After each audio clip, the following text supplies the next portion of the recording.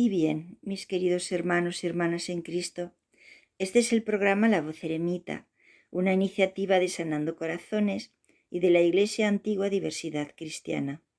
Os habla la hermana Consuelo de Jesús desde el Eremitorio El Pobre de Asís en Cantabria, España, deseando las más ricas bendiciones del Señor. Hoy vamos a hablar del desprendimiento.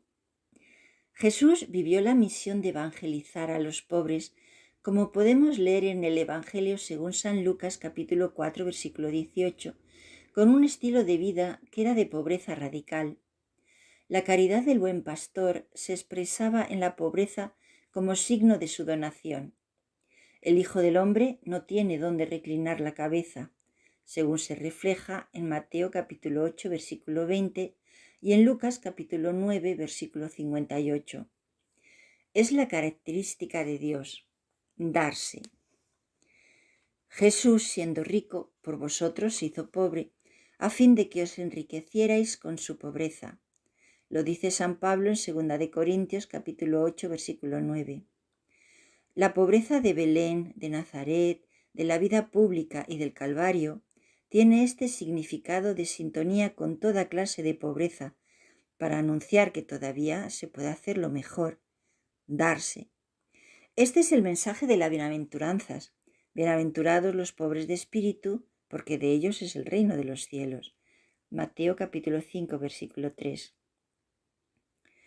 La primera característica propia de los que seguimos la pobreza evangélica es el desprendimiento. Desprenderse significa no estar aferrada a los bienes materiales o vivir para ellos, sino tenerlos como medios para un bien mejor. También se puede entender como la capacidad para ser libres de la esclavitud que pueden ejercer sobre nosotros los bienes materiales si los consideramos como fines en sí mismos en vez de medios para un fin mejor. El desprendimiento genuino implica dar de lo que nosotros necesitamos, no de lo que nos sobra. O sea, compartir plenamente un bien es hacer participar al necesitado de lo que nosotros tenemos o necesitamos. Y esto lo hacemos a imitación de Cristo y no para gozo de nuestra propia virtud, sino por el verdadero deseo del bien del prójimo. La pobreza evangélica se apoya en la confianza en Dios como valedor y garante de nuestro bien. Cristo mismo ha dicho cómo hay que disponerse a seguir el camino del Evangelio. Ordenó a sus discípulos que tomasen para el camino un bastón y nada más, pero ni pan, ni alforja, ni dinero en la faja, que llevasen sandalias, pero no una túnica de repuesto. Lo vemos en Mateo capítulo 6, versículo 8. Tampoco recibirían un salario por las cosas que hicieran. En suma, Jesús invitó a vivir la pobreza evangélica, pues anuncia el Evangelio, que es buena noticia, como un modo de vida que pretende estar cerca de Dios. El cristiano o cristiana que sigue la pobreza evangélica se apoya en Dios, pues sabe que está en sus manos y que su providencia guiará sus pasos hacia una vida plena. Una manifestación de esta confianza es la alegría que provoca servir a Dios y a la difusión de su Evangelio. Por otra parte, la confianza en Dios no anula los méritos del trabajo propio y de la capacidad para trabajar por el bienestar aceptable propio. Es decir, trabajar para comer, vestir y vivir dignamente sin hacer falta a la pobreza evangélica. Una de las características de aquellos que practicamos la pobreza evangélica es la sobriedad. Podemos hablar de sobriedad en el sentido de la coherencia de los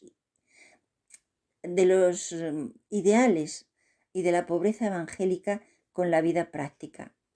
Quien hace una acción diferente a su modo de concebir la acción no es coherente y no es sobrio, pues la sobriedad tiene un sentido público de exclusión de hipocresía y a la vez de tranquilidad y abandono en la providencia divina. Sobriedad también es sinónimo de recato.